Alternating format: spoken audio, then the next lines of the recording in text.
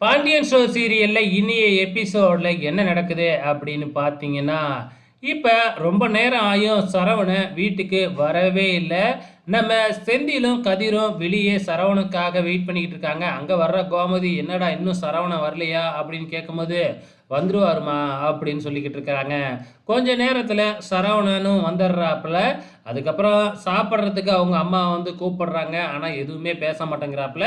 நம்ம கதிரும், செந்திலும் "கவலைப்படாத, நாங்க சமாதானப்படுத்தி சாப்பிட வைக்கிறோம்" அப்படின்னு சொல்லிக்கிட்டு இருக்கும்போதே, அங்க தங்கமயில் வந்துடுறாங்க. மாமா மாமான்னு சொல்லிக்கிட்டே வந்து சாப்பிட வாங்கன்னு கூப்பிடுறாங்க. ஆனா சரவணன் எதுவுமே பேசவே மாட்டேங்கிறாப்புல.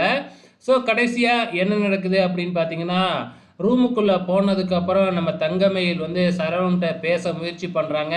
ஆனா நம்ம சரவணன் இருந்துட்டு, "எத்தன நாளா என்னைய ஏமாத்திக்கிட்டு இருந்திருக்கல்ல" அப்படின்னு ஒரே போடா போட்டுர்றாப்புல. "உங்களுக்கு தான் பொய் சொல்றது ஒண்ணும் சர்வசாதாரணமாச்சே. எங்க நான் உன்னைய அங்கேயே விட்டுருவேன்னு இப்படி ஒரு பொய்ய சொல்லியிருக்க" அப்படின்னு சொல்லிட்டு, ஸோ இவ வேணும்னே வீட்டுக்கு அழைச்சிட்டு வர்றதுக்காக தான் பொய் சொல்லியிருக்கா அப்படின்னு சரவணன் தங்கமயில் மேல பழிய போட்டுர்றாப்புல. தங்கமயில் சத்தியமெல்லாம் பண்ணி பார்க்குறாங்க. ஆனா சரவணன் கேட்கறதா இல்ல. இந்த பக்கம் ராஜியும் கதிரும் இதே விஷயத்த பத்தி தான் பேசிக்கிட்டு இருக்காங்க. நம்ம கதிரு அண்ணனால பொறுத்துக்கவே முடியல. அவர் ஏற்கனவே லவ் பண்ண பொண்ண அப்பா வேணான்னு சொன்னப்ப கூட இந்த அளவுக்கு அண்ணன் ஃபீல் பண்ணல.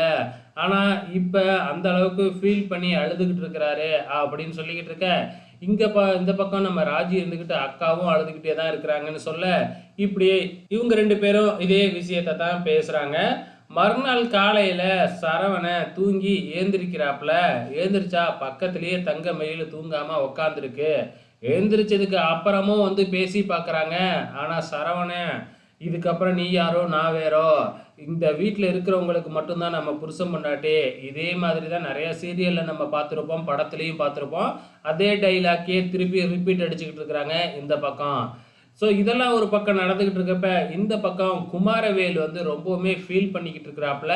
ஏன்னா அரசிக்கு நம்ம நம்பிக்கை துரோகம் பண்ணியிருக்கோம் இல்லையா? அப்படின்னு ஃபீல் பண்ணிக்கிட்டு இருக்கிறாப்புல.